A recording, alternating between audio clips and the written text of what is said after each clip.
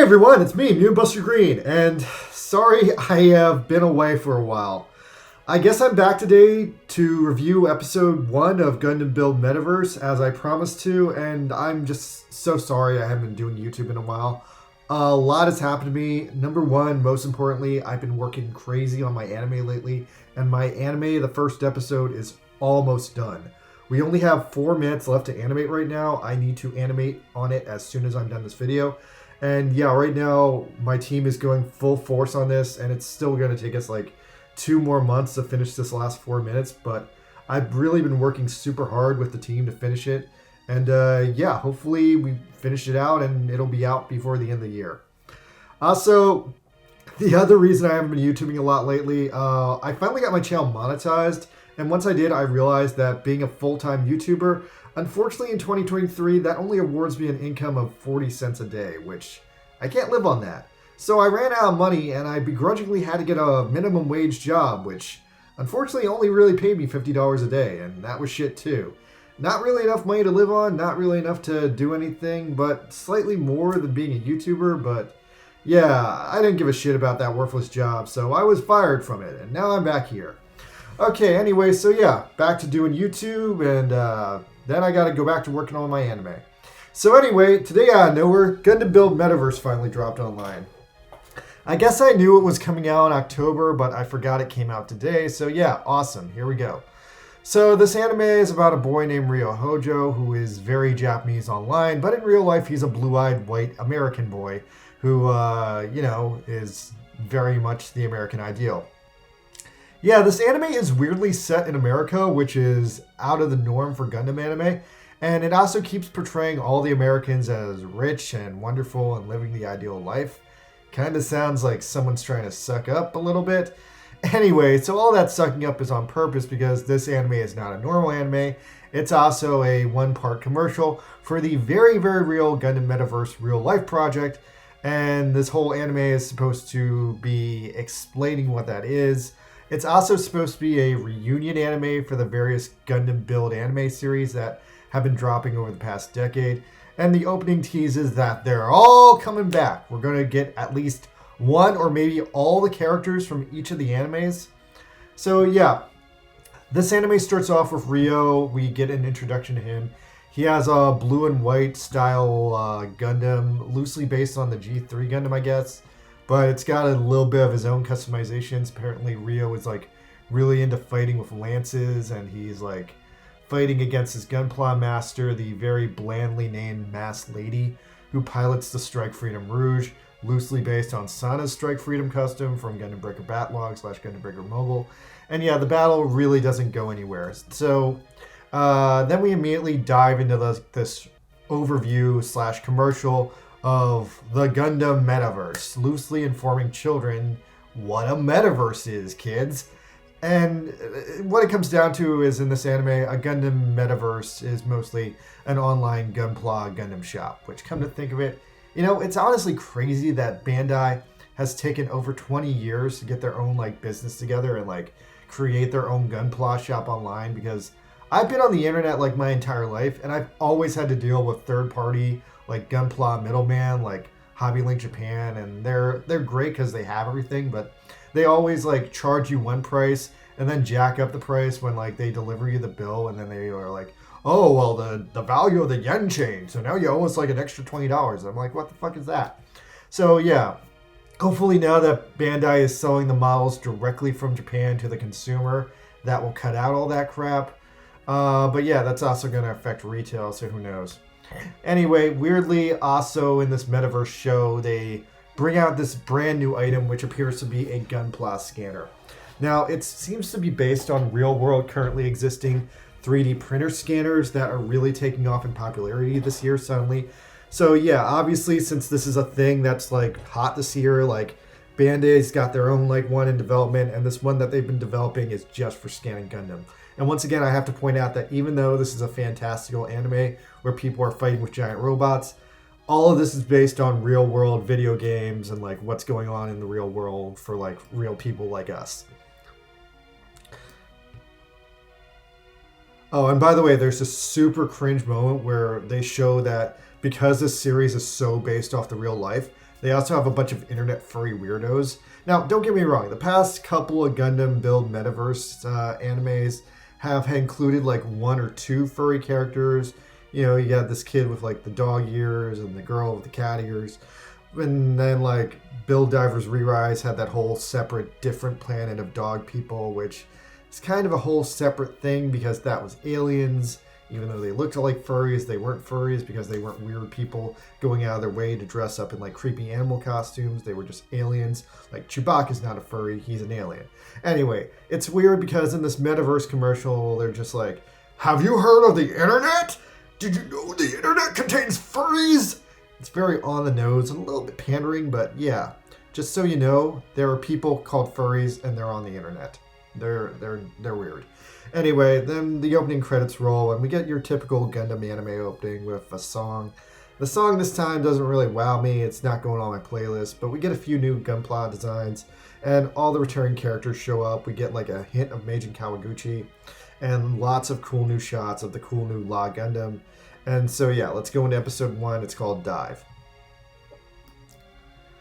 So yeah, immediately we get introduced to the character Rio, and we get what his real life is like. He lives in upper middle class splendor in the country of America in a huge house. He has his own Greyhound, and he seems to live in like the richest, most American community in Hawaii. A bunch of older teenagers think he's cool, so they invite him to go surfing, but he doesn't want to go surfing because he just loves Gunpla too much. So he goes off to what appears to be a freaking Gunpla Walmart. Like, this looks like exactly the Walmart that I used to go to in Florida. But wow, it's Gunpla Walmart. And I wish that was real. Anyway, Gunpla Walmart looks sick as hell. It's huge. And like inside of the Gunpla Walmart sleeps Rio's sick ass adult girlfriend Saria in her own lounging room. Is she on the clock being paid to sleep? What is her deal? So yeah, he wakes her up and he gives her the lunch his mom made for him. And apparently she's been up all night binging 80s anime, and I kind of instantly love her now. Anyway, he gives her a video of his battle against the masked lady, and she basically sells him new Gunpla joints. That seems like a scam. Then she takes a Baowu out of a box. I'm not really sure what the Baowu's here for. It's just kind of like, hey, look, this Baowu is very old and it's in a box. Then it goes into a montage of her doing stuff. She sells an Astroth origin model to some little kid. She helps another little kid make a model, and then like she's inside the Walmart doing a bunch of like chores and jobs for different people, and Saria gives this like weird, very Gundam vague speech about how trial and error leads to the human experience of growth.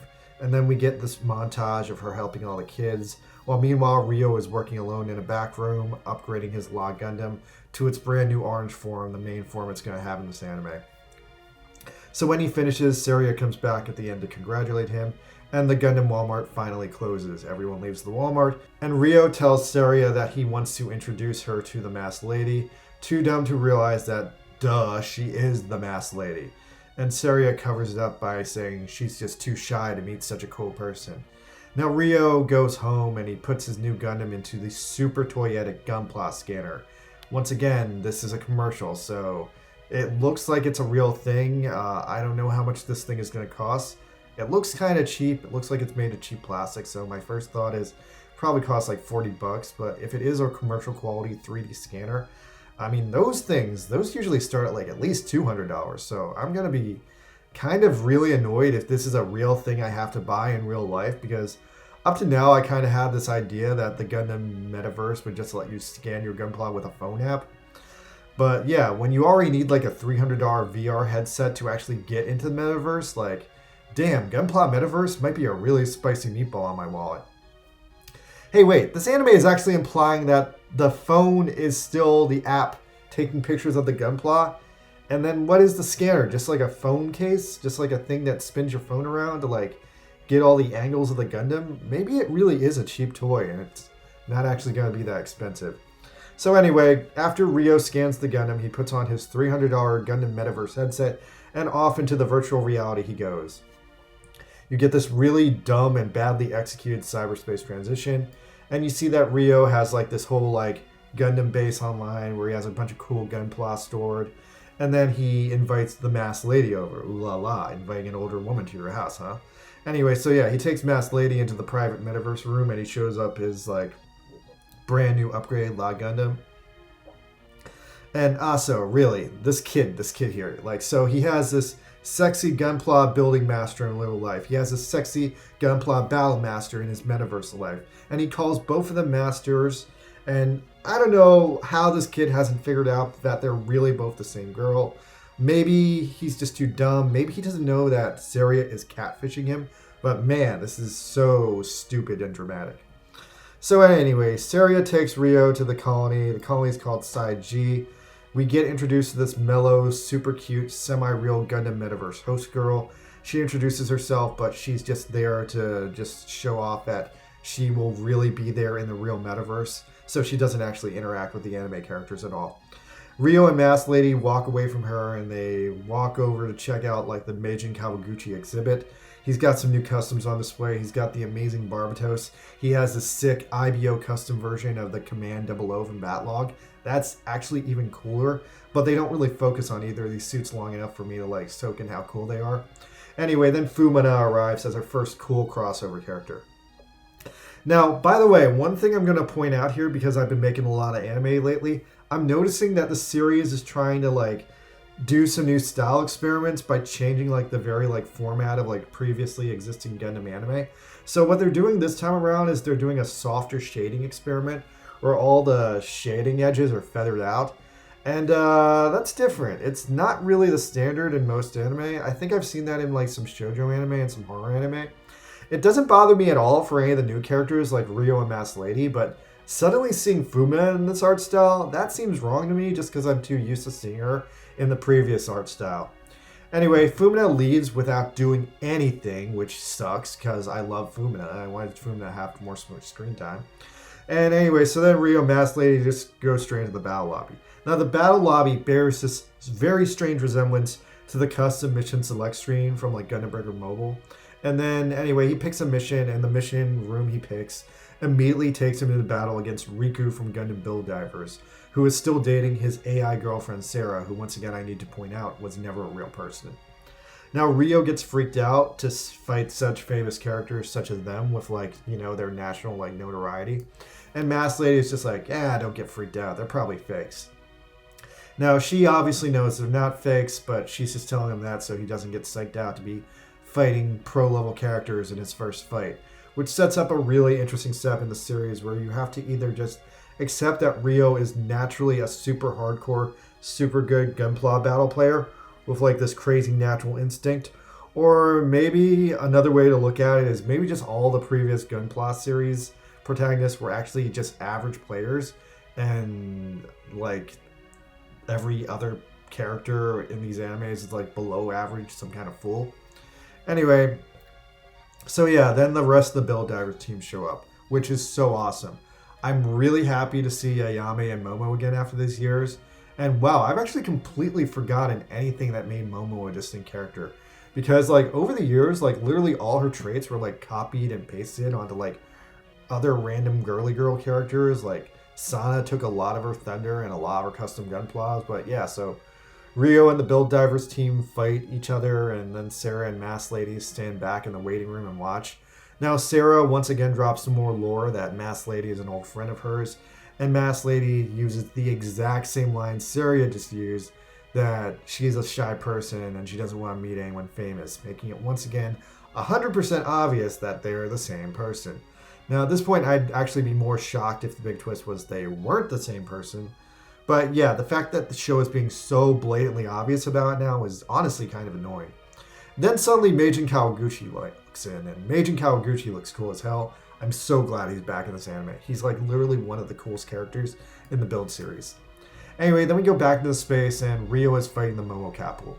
Rio gets lucky and chops its arm off, but when he does that, Momo like unveils her like super plan on him and punches him hell of hard right into an asteroid, and it's like a super dynamic kill finisher. Now, that was amazing, and Rio's out of the fight. But then weirdly, Riku comes back, and Riku one-hit kills Momo because I guess I thought they were on the same team, and so did Momo, but apparently they weren't. So yeah, actually this is a team battle, and Rio and Riku are fighting against Ayame and Momo, but anyway, Momo forgot she wasn't on the same team as Riku, and Riku killed her without even trying. Okay, so now I'm actually satisfied that Rio got easily knocked out by the Build Divers because my concerns that he was going to be overpowered have completely been alleviated now that he's been humiliated by these previous protags. And it's very weird and very cool that at this point, Ayami unleashes her ultimate attack, which is this SD triple team attack to summon the powers of the Knight, the Command, and the Musha SD Gundams. And this attack actually gave me PTSD because last month I was playing SD Gundam Battle Alliance online. I still have like one more mission to finish. And yeah, the SD triple team ended up being one of the worst, most fearsome teams to fight against in the game. And now here's that same fucking attack in this anime. And I fucking love it. This is probably the best part of the anime for me, just because I can personally relate to how bad this fight is, because I've been in this fight already. Anyway, so yeah, Rio gets his shit together and decides he doesn't want to give up. He wants to get back in the fight. So he manages to somehow get his Gundam restarted. Meanwhile, Ayame seems like she's about to defeat Rio because the SD triple attack team, that's just such a serious attack. I get that. I feel that. I know how bad that attack is. I've died to that attack before, so I'm like right in here with it with Riku right now. Now, coolly, at the last second, Rio comes in and defeats her teammates. She blows up her shadow clones, and that allows Riku to get in there with his 00 Gundam sword and murder her.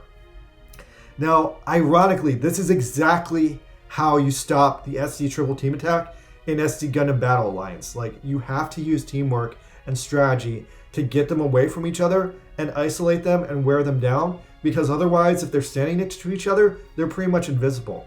And god damn it, I love when these build animes reference shit from the recent video games. Shit that I remember because it's fresh in my mind. Shit that I lived like in the past year or so. This is one of the absolute best video game flashbacks I've ever seen in a Gundam anime.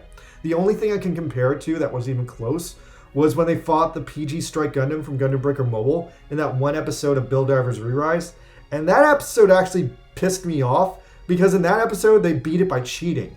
This time around, it's way more satisfying because they actually beat the SD triple team attack in the exact same way as how you need to beat it in SD Gundam Alliance. So anyway, yeah, they beat it, battles won, and yeah, Meijin Kawaguchi just disappears without doing anything, just affirming that Masked Lady is a well-liked and popular character that all the anime protagonists knew of, but have never mentioned before.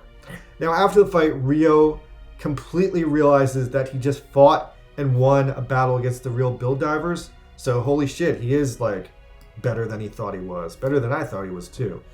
And then the end of the episode teases, oh my god, what the fuck, there's another Masked Lady, and the other one is evil. Roll the credits. Now, the end credits are happy. We focus on Rio's amazing life in Hawaii and America. We get some really nice callbacks. We see Captain Gundam's Zeon sword, or Captain Zeon's Gundam sword, rather. That was a personal favorite weapon of mine in Gundam Breaker Mobile because it brought down the Axis attack. We got Mei's Wadam Pod head, the shield from, I think, Yanko's thing. We get some parts from the Wing Gundam Hono, the Wing Gundam Fenice, the bear guy, and I guess the goof head here is referencing Rambarel. There's an entry gate Gundam kit, and then we get a wipe of some Haros. Freeze frame here, and you'll see the evil Haro from SD Gundam G Generation. Awesome. Then we see Rio and Seria's weirdly age-inappropriate relationship playing out, where they're just so into each other and they're so into Gunpla.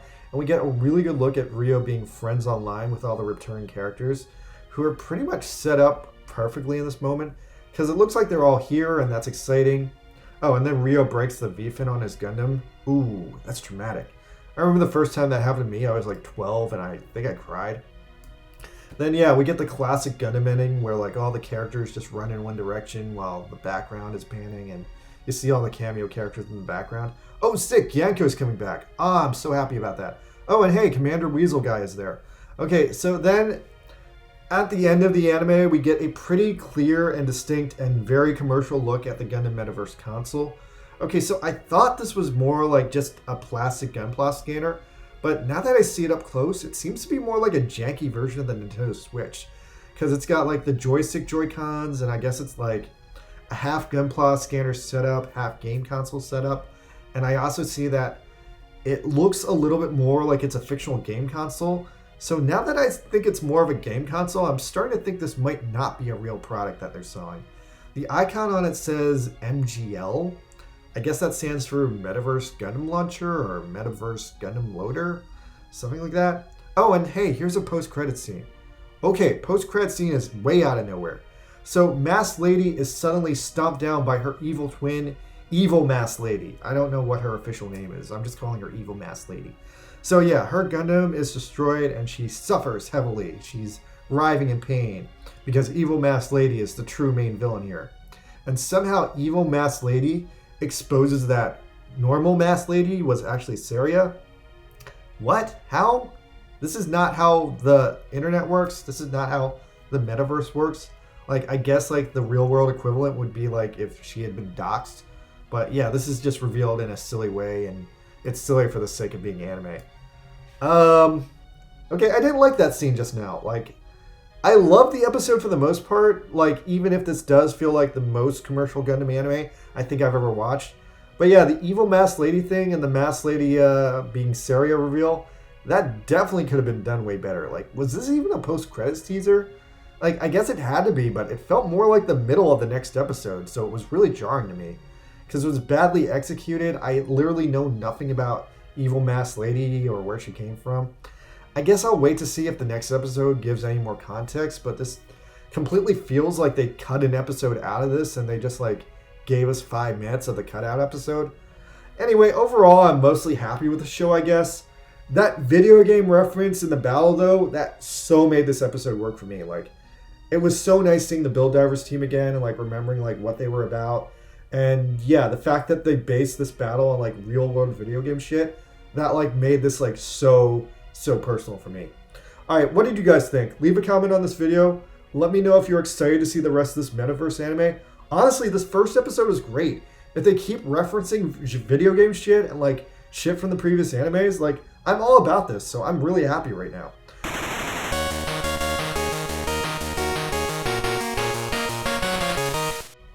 Okay, I thought I was done this video, but hey, one more thing popped up. So, strangely enough, breaking news again. Ha ha ha. Anyway, real quick, if you guys actually want to do the real Gundam Metaverse, it seems that this anime was released basically as an announcement / commercial for that. So, actually, the official Gundam Metaverse website is live now.